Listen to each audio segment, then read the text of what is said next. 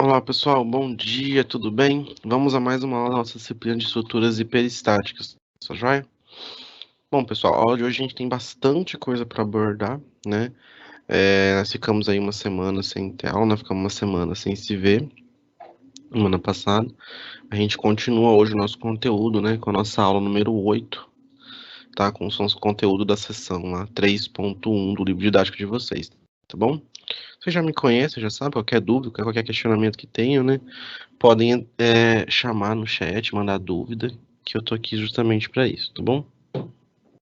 Bom, pessoal, vamos lá. Vamos falar agora, gente, de linhas de influência em vigas, né?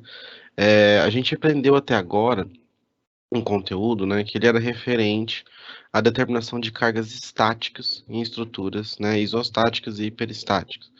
Isostáticas, vocês viram, isostáticas a gente acabou falando aqui de novo também, né, de maneira mais rápida. E a gente viu isso em estruturas hiperestáticas. Só que tem situações, né? Existem casos em que a sua carga ela é móvel, tá? A carga ela não está parada, ela não tem um carregamento distribuído estático na estrutura, ela está se movendo na estrutura. Professor, e quando ela está se movendo, como que a gente faz, né? Aí que entra, né? O método das linhas de influência. Então, não é, na verdade, linhas de influência, eu não diria que é um método, né? Linhas de influência é um conceito que a gente acaba precisando para determinar, né, os esforços de cargas móveis. Quando que eu tenho uma carga móvel, né, numa estrutura? Quando que isso de fato acontece? Isso vai acontecer, por exemplo, quando você tem uma ponte, né? Você tem uma ponte, seja rodoviária, seja ferroviária, na qual você acaba tendo, né, a carga acidental da ponte ela é móvel. Mas a gente vai ver isso aqui agora, tá? Então, esse primeiro conceito a gente não vai chegar na reação de apoio ainda, não vamos chegar na determinação. A gente vai entender o que é essa linha de influência, né, em vigas, para depois a gente usar esse conceito na determinação, tá? Eu vou avisar que esse conceito aqui, por mais que, né, no começo ele pareça um pouco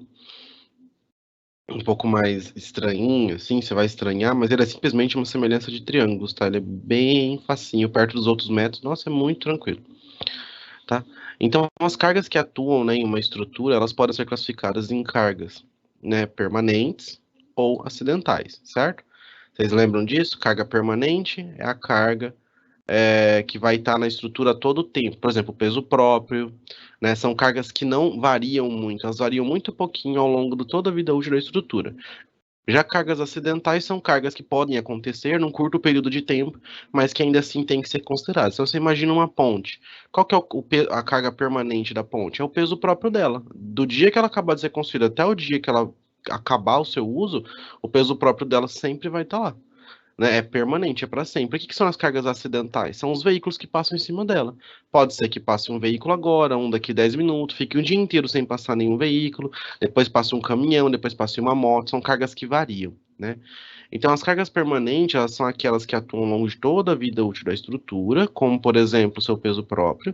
Já as cargas acidentais, né, por outra vez, são aquelas que podem atuar ou não ao longo da vida útil da estrutura, como, por exemplo, a ação do vento, né, sobrecarga de utilização, né, em edificações e cargas de veículos, né, seja em pontes rodoviários, seja em pontes ferroviários. Bom dia, Rogério. Então, quando a gente vai falar de estruturas, né, as cargas permanentes e a maioria das cargas acidentais são chamadas de cargas fixas. Porque não fixa no sentido que ela não muda, acidental muda, é fixa no sentido de ponto de aplicação, né? Sempre ela está atuando. A gente sempre foi acostumado a ver, eu tenho uma via com carregamento distribuído. Aquele carregamento está ali parado, ele não vai se movimentar. A gente sabe que tem algumas situações que a carga ela é móvel, né? Algumas cargas acidentais são chamadas de cargas móveis, né? Uma vez que o ponto de atuação delas pode variar ao longo do tempo, né? Como é o caso de um veículo passando por uma ponte. Então, além da carga se movimentar no sentido de que ela começa e termina, ela se movimenta ao longo da estrutura. Então, ela começa aqui e ela vai passando na estrutura. Então, a carga vai sendo aplicada. E qual que é o ponto crítico de aplicação dessa carga? A gente vai ter que ver, né? Pessoal, perdão, já tá minha tosse alérgica voltou.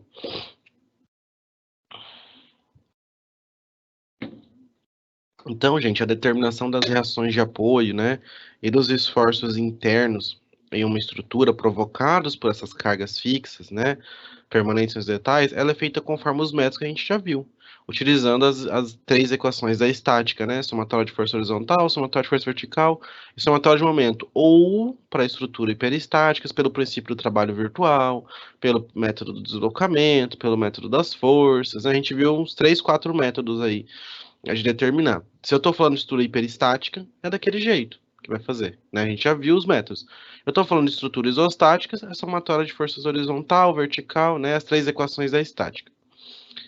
Tá.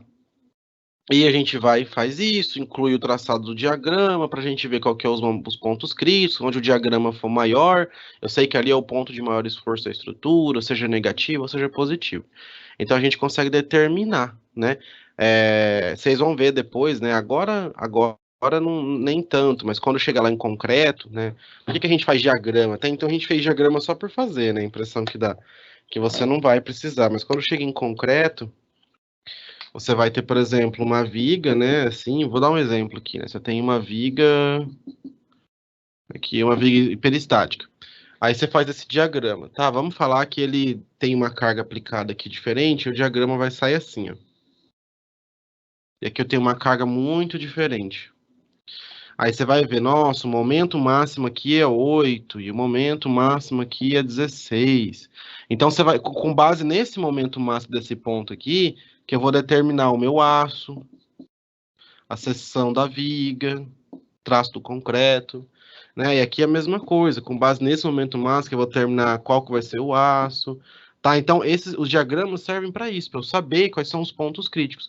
Só que se eu tenho uma viga, né, como essa daqui, que eu estou mostrando para vocês, deixa eu fazer ela de novo, né?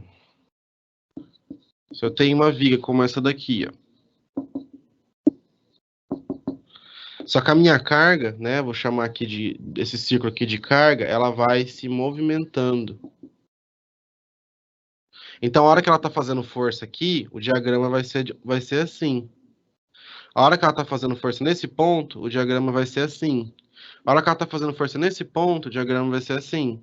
A hora que ela está aqui, o diagrama vai ser assim. Entende? A hora que ela está aqui, vai ser zero. Então, o meu diagrama não tem um diagrama, vai ter um diagrama para cada ponto de aplicação dessa força. Então, não dá para eu fazer isso. Imagina, eu teria que fazer, sei lá, inúmeros N diagramas aqui, fazendo pedacinho por pedacinho, até eu determinar talvez um ponto na qual eu tivesse o maior esforço. Isso é inviável. Imagina eu ter que ficar fazendo diagrama 1, 2, 3, 4, 5, 6, 7, 8, 9, 10, 11, 15, 20 vezes. Não dá. Então a gente tem que fazer de uma forma que a gente consiga determinar esse ponto crítico, esse ponto de maior esforço, mas sem ter que ficar fazendo isso daí seçãozinha por seçãozinha. É aí que entra a linha de influência. Então a determinação das reações de apoio dos esforços internos em uma estrutura, provocados por cargas fixas, né, é feita conforme os métodos apresentados, né? Então, dessa forma, é possível determinar quais são os maiores esforços que ocorrem na estrutura e dimensioná-la para que resista essas solicitações. Isso aqui vocês já sabem, está só afirmando. Mas no caso da carga móvel, no entanto, né, a intensidade dos esforços varia conforme a posição da carga. Como eu mostrei para vocês, conforme vai andando, o diagrama vai mudando, né? O que torna inviável o método de determinação dos maiores esforços solicitantes por meio do traçado de diagrama, porque imagina, eu teria que fazer um diagrama aqui, depois um diagrama com a força aqui, depois eu considero a força aqui, outro, até eu ver onde que é pior, né? É inviável. Para essa viga é fácil, mas se for uma viga complexa, se for um pórtico, se for uma outra estrutura mais complexa, que eu vou ficar tentando ponto a ponto, nunca vai acabar. Aí você imagina se é uma estrutura hiperestática, você ficar ponto a ponto tentando isso, tendo que fazer a cada vez um princípio do trabalho virtual diferente, um método da força, um método de Castigliano, fazer todas aquelas integrais, derivar tudo aquilo lá, todas as vezes para cada ponto. Não dá, né? É inviável, é muito grande.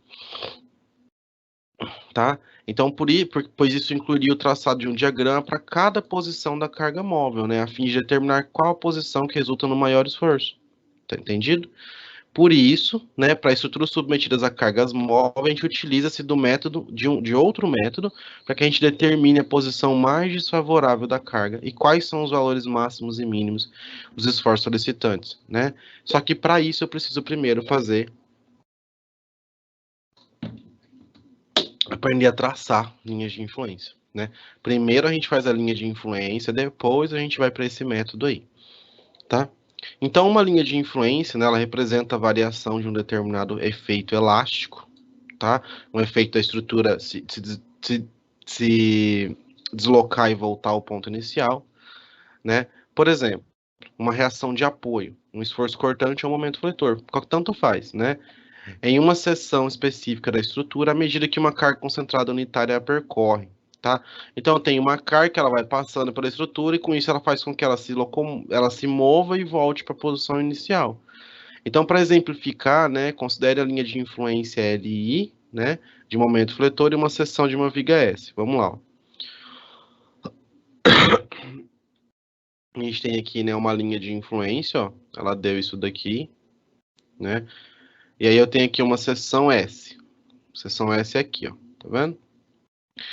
Quando a carga unitária P1, né, estiver localizada no ponto A, então ele está falando aqui, essa carga aqui, ó, P1, ela começou aqui e ela foi andando, é como se fosse um caminhão passando pela ponte.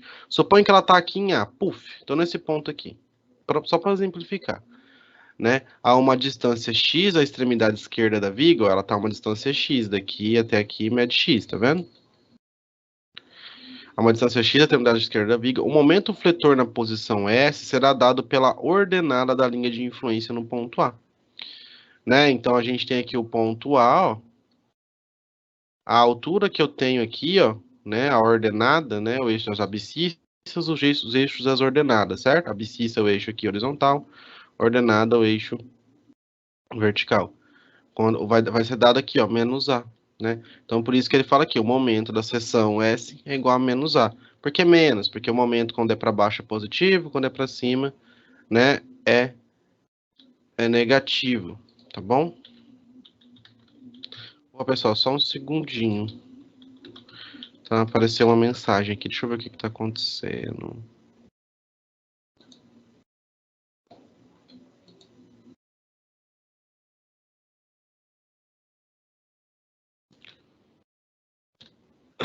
Uma vez conhecida a linha de influência, agora pulou para vocês e pulou para mim. Uma vez que eu conheço a linha de influência, né, de um determinado esforço, para uma seção específica, percebe-se facilmente que a posição mais desfavorável da carga unitária é aquela que apresenta a maior ordenada da linha de influência, tá? Então, eu não preciso me preocupar, porque a linha de influência não vai ser exatamente igual ao momento às vezes, mas eu sempre sei que onde a linha de influência é maior, né, onde a distância aqui é maior, é o ponto onde o momento é maior, onde a cortante é maior, tá? E assim a gente pode definir, né, os valores extremos, maior valor positivo e maior valor negativo para os esforços provocados pela carga móvel unitária, que são ordenados da linha de influência com maiores valores positivos e maior valor negativo. A gente vai ver que não é difícil, mas eu preciso primeiro saber esse ponto. Então, entendam isso, a linha de influência, ela não é necessariamente por ela que eu sei o momento, ele exemplificou para vocês. Né, que no ponto aonde eu tenho a maior distância entre a linha de influência e a estrutura, por exemplo, olha, eu tenho isso daqui, né, ó, isso é a viga, minha linha de influência faz isso. Qual que é o ponto de maior altura? Ah, é aqui. Então, automaticamente, eu sei que nessa ponte, o momento que é ser aplicado nela, ou a cortante, ou o que quer que seja, é nesse ponto aqui, o que eu vou chamar de A, que ele vai aplicar o maior, que ele vai fazer mais efeito, que o meu diagrama de momento vai ser maior. E aí eu vou considerar somente esse ponto no cálculo, que é o ponto mais favorável. Então eu considero a carga móvel aplicada aqui, porque eu sei que se ela estiver aplicada no pior ponto e eu conseguir fazer com que passe, o resto tá tudo tranquilo.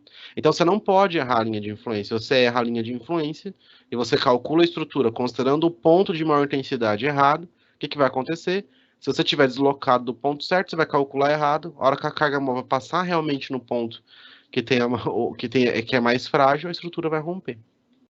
Tá? Então, para determinar as reações de apoio de uma viga isostática, né, submetida a uma carga móvel, devemos primeiramente traçar as linhas de influência dessas reações de apoio. Então, para estruturas isostáticas, eu consigo fazer por aqui já a reação de apoio, não é difícil. E, para tanto, iremos aplicar uma carga unitária, né, e uma posição variável x e determinar os valores da reação. É bem para esse princípio do trabalho virtual, ó. Isso aqui é uma viga isostática, tá vendo? Então, assim, para uma viga isostática, né, com balanços, tem um balanço aqui, tem um balanço aqui, submetido a uma carga unitária P1. Então, ele colocou uma carga P1, parecendo o princípio do trabalho virtual. Essa carga é móvel, né? Só que a gente está considerando que ela está sendo aplicada aqui. Ela está passando por esse ponto aqui, nesse determinado momento. Temos as reações de apoio a seguir, né? Eu tenho aqui, né, ó. Eu tenho aqui uma reação de apoio, aqui uma reação de apoio. Não tem força horizontal nela porque não tem nenhuma carga horizontal, né?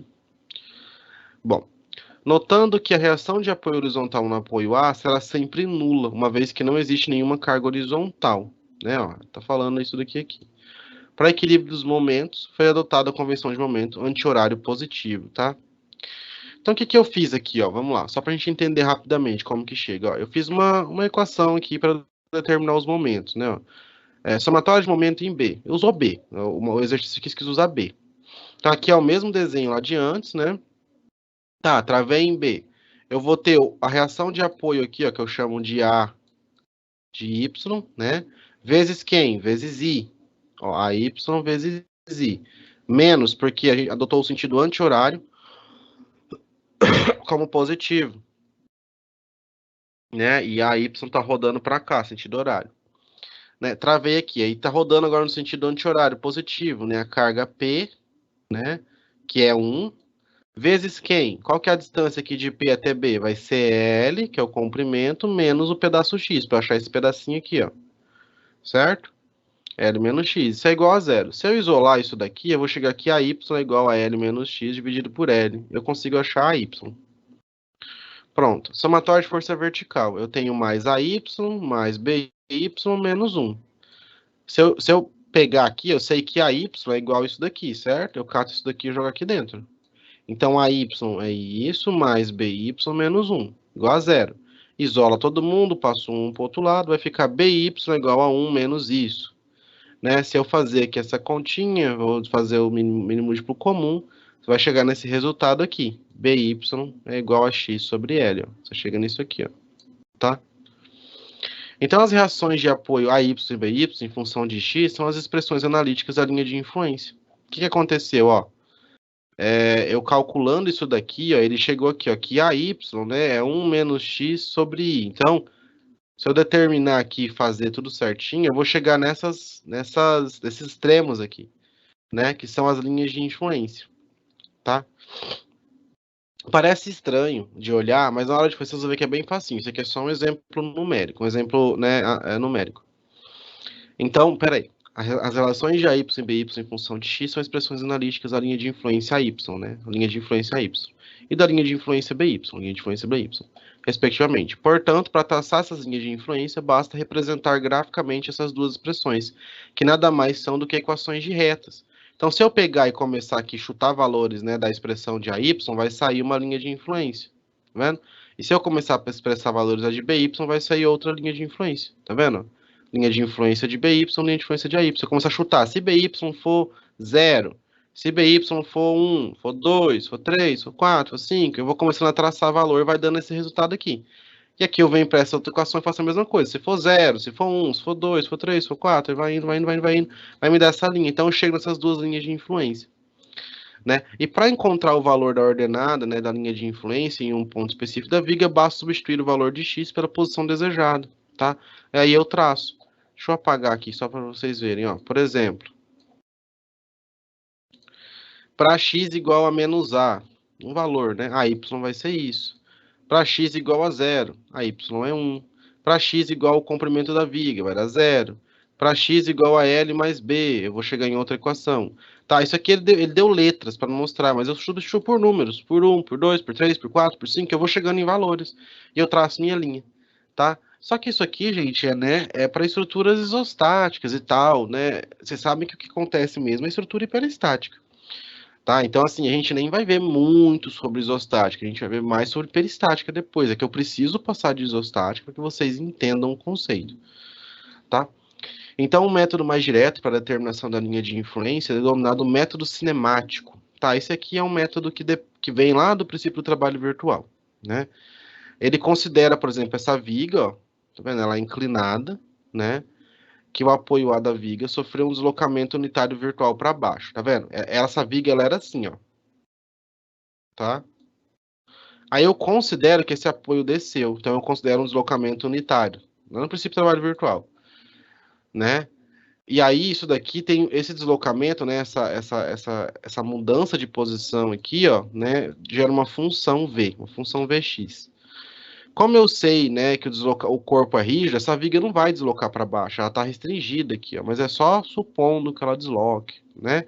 Ele não apresentou deformações, ela continua reta, só que eu represento ela aqui inclinada. Então, o seu trabalho virtual interno é zero. Então, assim, para o trabalho virtual, a gente consegue fazer, né? Se eu tenho o ponto que foi deslocado vezes a força aqui de deslocamento, mais a força que foi aplicada unitária vezes a função que eu gerei. Se eu isolar todo mundo aqui, eu chego que a y é igual à função de x, né? A função de deslocamento. E assim eu conseguiria determinar minha reação de apoio. Eu acho que fica um pouco mais complicado, porque não depende só de matemática. Porque aqui eu tenho um exemplo simples, mas o princípio do trabalho virtual vocês viram. Se eu começar a fazer uma, duas, três, quatro, cinco suposições, eu vou tendo uma bola de neve depois, né?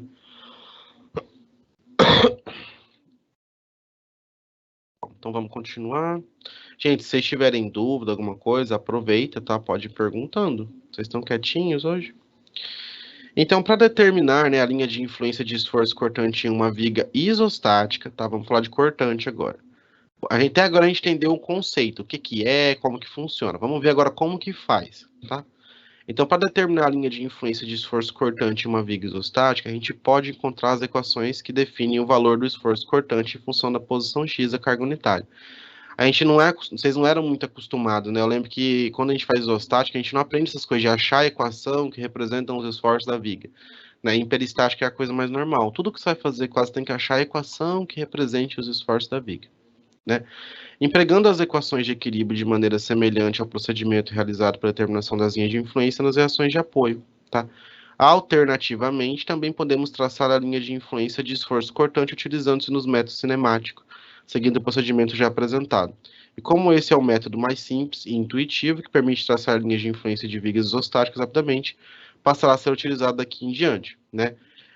Ele, né, o pessoal gosta muito dele, né, e ele é o que o livro de vocês mais usa. Esse daqui primeiro eu acho um pouco mais fácil, né, analiticamente dizendo. Só que você vai ter que ficar chutando ponto a ponto, né, complica, por isso. Imagina eu ter que ficar fazendo continha para x igual a 1, x igual a 1.1. Então as interações seriam muito grandes. Esse daqui eu já acho a função, então é mais fácil por isso. Né, e o material adota isso. Porque eu falei para vocês, olha, esse aqui eu acho que ele complica porque o processo de trabalho virtual, né, dependendo do tanto de apoio, de como é, ele vai demandar. Só que não adianta também não fazer esse, porque depois, quando for de vigas, né, hiperestáticas, é tudo por assim. Então a gente vai ter que engrenar realmente no que é um pouquinho mais complexo, tá? Então, o primeiro passo do método cinemático é retirar o vínculo que transmite o efeito analisado, igualzinho no princípio do trabalho virtual, eu RAM com apoio.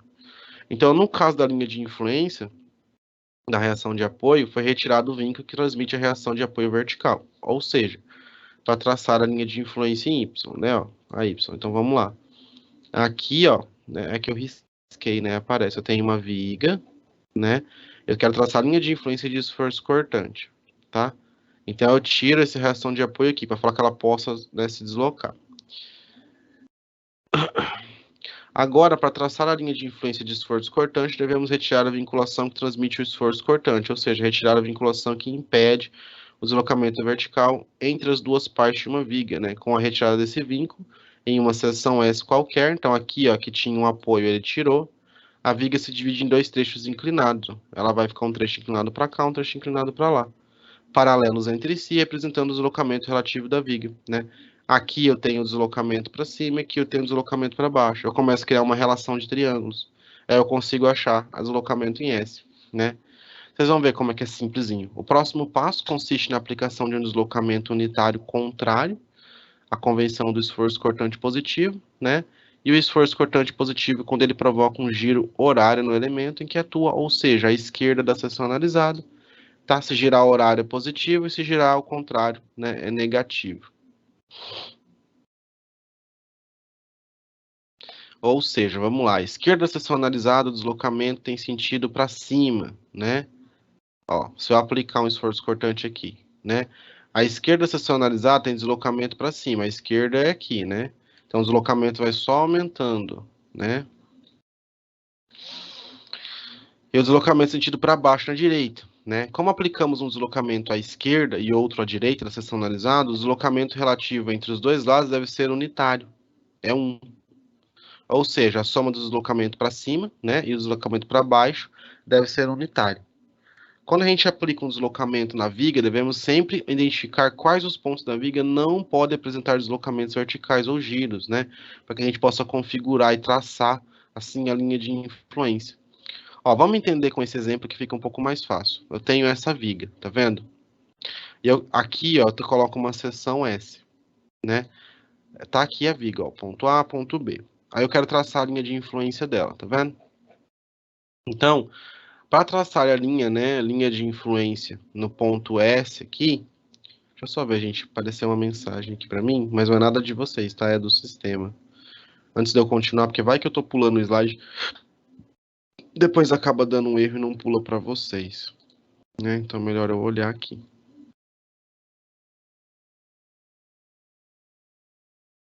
Tá, vamos lá.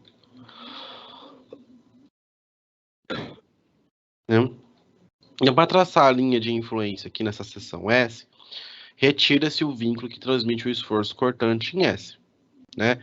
Aqui, tá vendo? Tinha um vínculo, tira, né?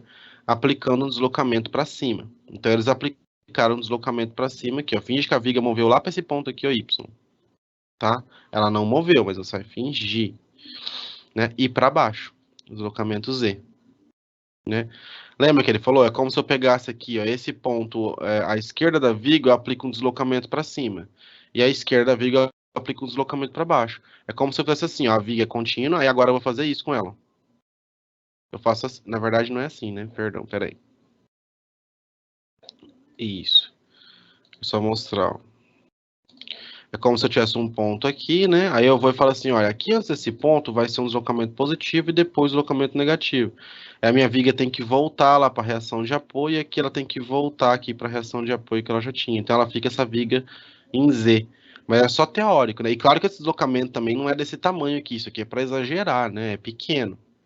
É um deslocamento unitário, tá? Como os pontos A e B são apoios, né, ó, A e B apoio, eles não podem apresentar deslocamento vertical, porque se eu tenho restrição de deslocamento vertical aqui, isso aqui não pode mexer, isso aqui tem que estar parado, né? Porém, a viga pode girar em torno desses pontos. Ela pode girar, mas ela não, ela pode, por exemplo, subir para cá, descer para cá, ó, descer para cá, mas esse aqui não pode mexer, aqui tem que ser zero. Né? Então, assim, ao serem aplicados deslocamentos, né, o trecho à esquerda de S, né, ó, à esquerda de S para cá, ele gira em torno do ponto A. Ele gira aqui, né? Ele vai inclinar, vai subir. A viga subiu para essa posição aqui e aqui ela desceu, tá vendo? Agora a viga tá assim, ó. Isso aqui que eu tô apontando é a minha viga, né? E o trecho à direita gira em torno de B. Olha lá, como aqui eu mexi, agora aqui é a minha viga. O deslocamento para baixo deve vir com CC. Apresentando uma descontinuidade, ó. Aqui a viga é como se ela quebrasse, né? Eu tenho uma descontinuidade, que é Y e Z. Né? Essa descontinuidade ela é um valor unitário, ela é 1, certo? A gente falou atrás, isso aqui mede 1, ó. Começa a perceber, né, que se aqui mede 1 e isso aqui gera uma linha paralela a essa, ó, aqui, ó, se eu conseguir prolongar, e se eu prolongar esse cara para cá, ó, aqui também mede 1. Então aqui também vai medir 1. Né? E se eu tenho uma viga passando por aqui, ó, o que eu consigo fazer aqui, gente? Semelhança de triângulo. Eu consigo olhar esses triângulos e falar, olha, isso tá para isso, assim como aquilo tá para aquilo, né? Então olha bem aqui, ó, né? Se eu olhar aqui, ó, essa altura aqui, ó, desse triângulo, ó, isso aqui é um triângulo, certo? Esse ângulo é igual para esse triângulo maior quanto para esse menor. Então 1 está para y, assim como se eu sair daqui, ó, e vir até B, que é a mesma coisa que sair daqui até aqui, ó, mede quanto? Mede 4 mais 2, assim como 6 está para esse pedaço aqui, ó, 4. Se eu fazer essa continha aqui, né, sobe o y, desce aqui, inverte, vou daqui, y igual a 0,67. Achei, ó. Aqui a minha linha de influência em Y. Tá marcada aqui, 0,67. E o Z, professor? Mesma coisa, ó. O Z tá aqui, ó. Tem um outro triângulo aqui, ó. Né? Como aqui é unitário, eu sei que se eu prolongar aqui também vai ser unitário. Eu sei o que, né? Eu posso fazer até o Z mais fácil, né? Porque se eu sei que isso aqui tudo, se isso aqui mede 0,67, tudo mede 1, eu já posso fazer 1 menos Y menos 0,67 vai dar 0,33. Mas se eu quiser fazer por Z, também dá. Eu sei que aqui eu tenho um triângulo, aqui eu tenho um triângulo maior e um menor. Eu posso fazer uma relação de triângulos para Z. Prontinho. Achamos. Achei, né, o ponto de descontinuidade em S é 0,67, 0,33. Tá? Parece até bobo, mas é só isso. Tem que entender como que aplica. É só fazer uma relação de triângulo e você acabou. Deixa eu ver, a gente tem uma dúvida aqui. Ah, que bom, Edmário. Eu fico preocupado com esse assunto porque ele é simples. Só que se você não entender o simples, não entender o que realmente você está fazendo, você se perde depois. Mas é bem simples, tá, gente? É simplesmente uma reação de triângulos, não tem nada demais. Vamos ver o de momento. Isso aqui foi para cortante, tá? Para cortante é essa lógica. O de momento é exatamente o mesmo princípio, só que em vez de eu aplicar um deslocamento, eu aplico o quê? Um momento. Então vamos lá, para traçar a linha de influência de momento fletor, o de momento eu acho que vai ficar um pouquinho mais confuso. Talvez vocês sintam um pouco de. Nossa, preciso ler isso de novo, é normal, tá? Eu vou tentar ser o mais claro possível, mas realmente o conceito é esse. Então, para traçar uma linha de influência de momento fletor, tá? Lembre-se, se eu quiser estudar cortante, eu tenho que traçar uma linha de influência para esforço cortante. Se eu quero traçar esforço de momento, eu tenho que traçar uma linha de influência para momento. Não é que a viga só tem uma linha de influência, ela tem linhas de influência para cada tipo de esforço que é aplicado nela. Então, temos ali, vimos agora como que faz o de cortante, vimos agora como que a gente vai fazer o de, vamos ver agora como que a gente faz de momento, que é os dois principais, né? Então, para traçar a linha de influência de momento fletor, né, devemos retirar o vínculo que transmite o momento fletor. Então, eu tenho aqui essa viga, né, ó, e eu quero saber aqui em S. Teoricamente, a ponte, o que quer que seja, ela não vai poder girar aqui. Mas eu tiro e falo, olha, aqui ela pode girar agora. Princípio do trabalho virtual, né? Com a retirada desse vínculo, em uma seção S qualquer, a viga pode apresentar o deslocamento relativo. Ela pode rodar para cá, ela pode rodar para cá. Tanto faz. Não sei o que vai acontecer aqui, né? A seguir, aplique-se um giro unitário relativo entre os dois trechos, ou seja, Q é igual a 1 rádio, né? Como S não está exatamente no meio, é como se tivesse aplicado aqui, ó, né, um deslocamento aqui de 1 radiano aqui, né, e de 1 radiano aqui, um ângulo de 1 radiano. É que quando eles se cruzam, por teoria, né, de geometria, você sabe que se eu cruzar aqui, se eu prolongar aqui, ó, né, eu sei que esse ângulo aqui também vai ser igual a um rádio daqui, certo? Ó, é a mesma coisa de semelhança de triângulo, tá vendo? Eu gero um triângulozão maior aqui, ó. Isso aqui é exatamente igual a isso aqui. Bom? Ou seja, no trecho à esquerda da seção analisada, ó, esquerda para cá, né? Aplica-se um giro horário e no trecho à direita aplica-se um giro anti-horário. É o que representa isso aqui. Eu tinha feito um momento horário, um momento anti-horário. Como estamos trabalhando com pequenos deslocamentos, a corda AB, ó, essa movimentação que a estrutura fez aqui, ó, AB, é aproximadamente igual ao comprimento AB. A corda AB é mais ou menos esse comprimento aqui. Essa distância de A até B é a mesma coisa que essa corda. Por quê? Porque em estrutura, gente, a gente está fazendo isso aqui tudo para vocês escandalizar, né? Para mostrar, para vocês enxergarem essa diferença entre A e B aqui grande. Mas isso daqui na prática são milésimos de milímetros esse deslocamento. Então não é uma coisa de 1 metro, né?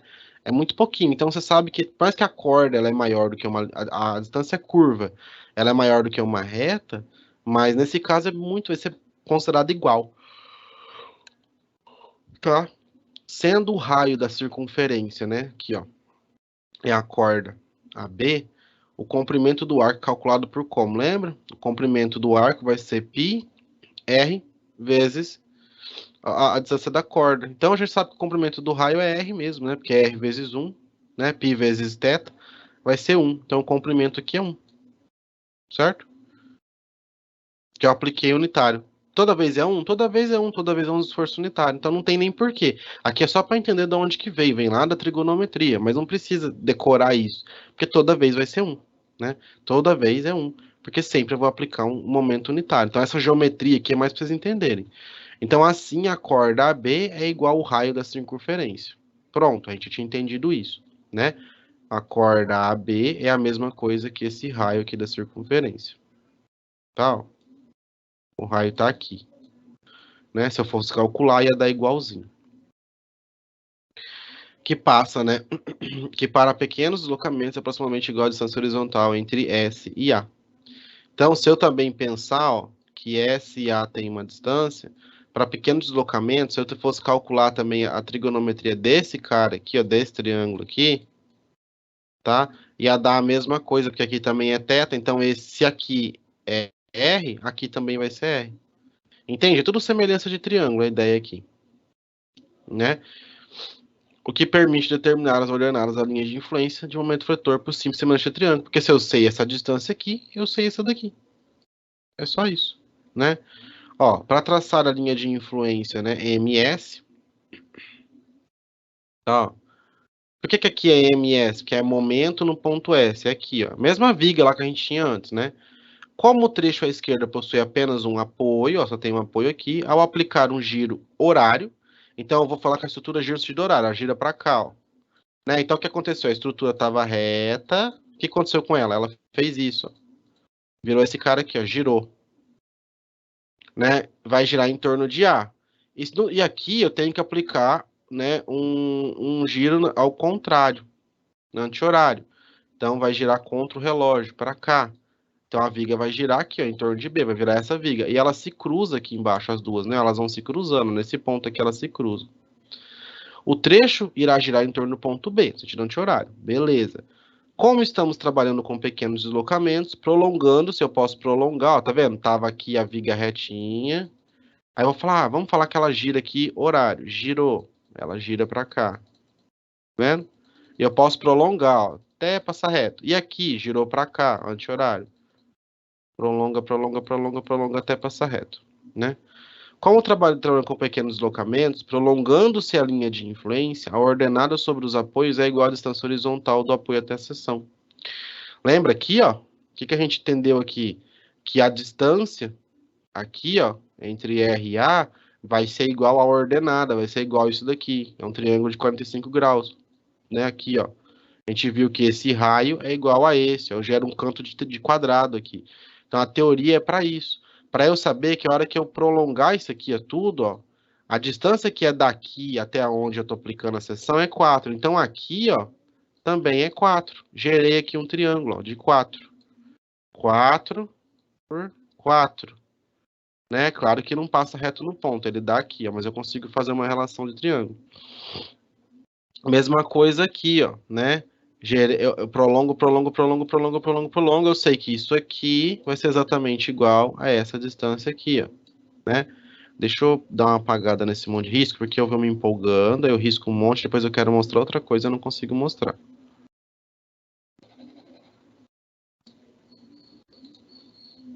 Tá? Então entenderam isso, né? Ó, a gente viu porque geometricamente isso daqui vai ser sempre igual a isso. E esse prolongamento é igual a esse, né? Assim achamos as ordenadas y e z por semelhança de triângulo, né? Ó, 2, né? Se eu olhar aqui, ó, 2, né? Isso aqui vai ser um triângulo. Está para y, tá?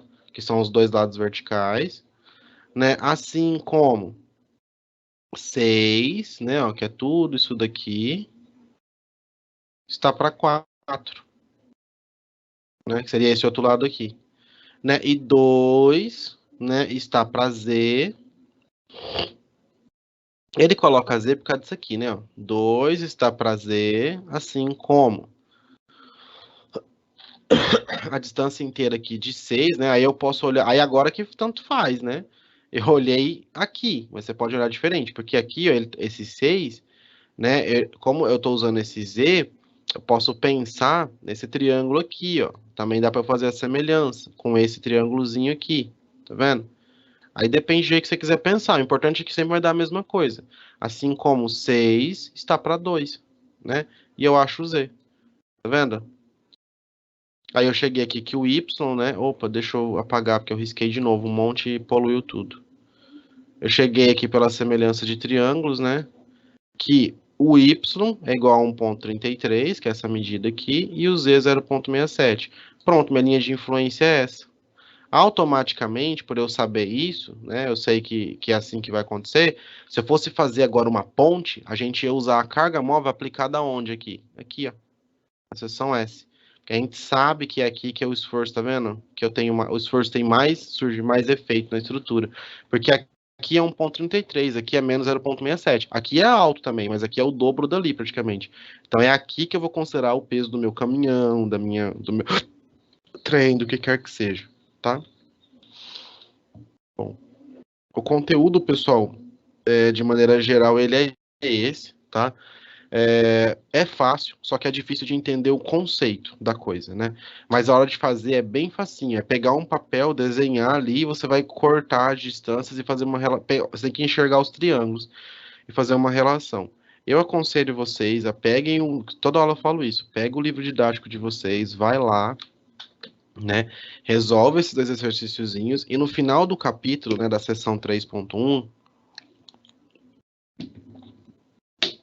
tem duas situações, problemas já resolvidas para vocês treinarem, então façam, tá? Não deixa sem fazer, porque na próxima aula a gente vai fazer isso, só que a gente vai fazer isso para estruturas hiperestáticas, tá? E aí, assim, é muito mais difícil? Não, não diria que é muito mais difícil, mas aí, né, o princípio vai cada vez ficando mais afunilado. Se alguém tiver alguma dúvida, tá, eu sempre deixo esses 8. Como eu toco direto, porque o conteúdo é complexo, não dá para ficar fazendo pausa no meio, que perde o fio da meada, né? Eu sempre deixo o final ali 8, 9, 10 minutinhos pra gente conversar e tirar dúvida. Se alguém tiver alguma dúvida, tá? Pode ficar à vontade.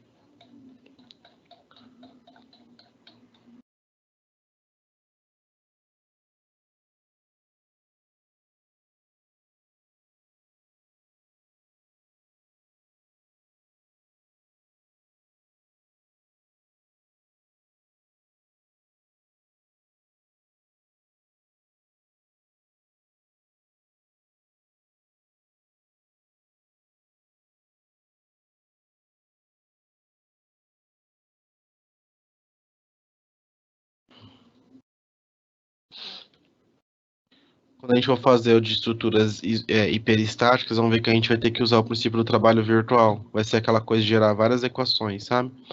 Por isso que é importante saber isso aqui bem certinho.